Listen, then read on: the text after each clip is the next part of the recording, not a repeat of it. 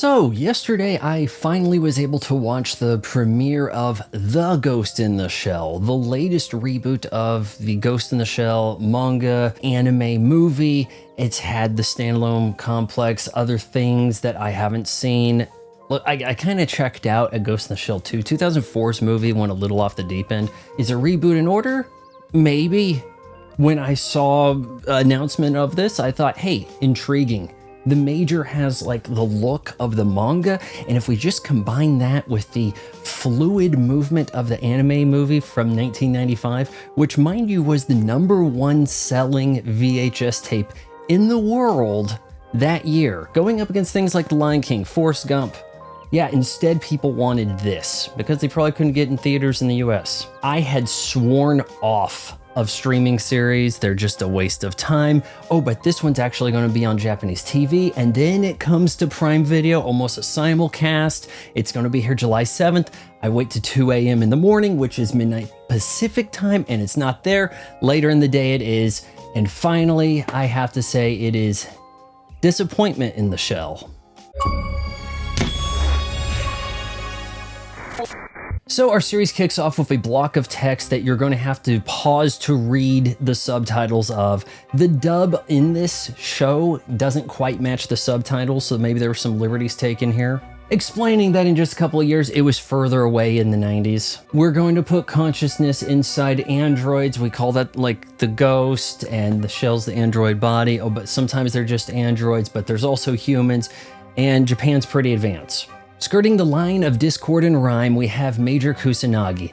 And in our opening salvo of just about 5 minutes, we get a lot of backstory thrust upon us as we try to recreate the opening of the 95 movie. In dramatic fashion, using active camo, only way less naked this time. She takes out some representative from Russia, gets discovered by the police. This guy she's calling Ape Face.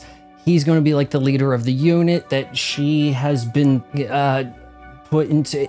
It's actually better if this isn't explained, because now it's like, who's funding her before she becomes official? Then we hop into our first plot, Super Spartan. Now her team, you got Bato there, and he has a minimal role at this moment. There are other people I don't recognize, and chaos happens. They accidentally free some like slave labor children who are being abused. That's about all I could get from it, because the style of this show was incredibly off-putting. Right away, cardinal sin, we've got jazz music. Now, jazz music, you got the horns going in Cowboy Bebop, that's fun. Not fitting in Ghost in the Shell.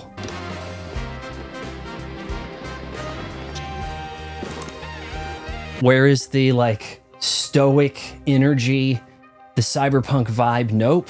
Instead, this is going to be kind of a fun, good times, goofy modern anime. We have this stupid red semicircle pattern that appears on people's heads when they're frustrated. Very cartoonish. The Major looks incredible in stills. She's not animated well.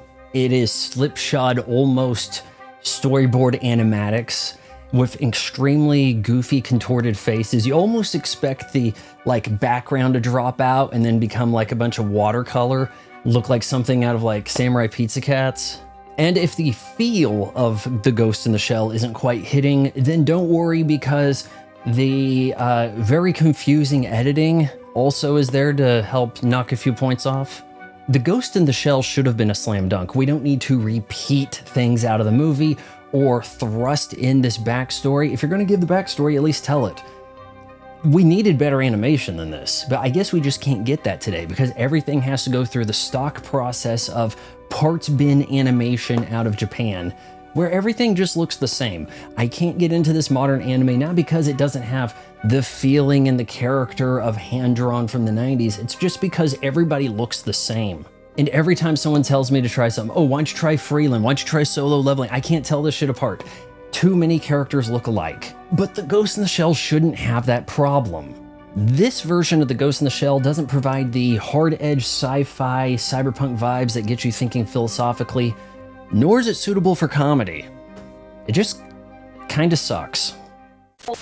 If you appreciate a YouTube channel that doesn't just pad out content to get to the 8-minute mark so that it can hammer you with ad breaks, then you should subscribe to my son's channel. You just got done watching it.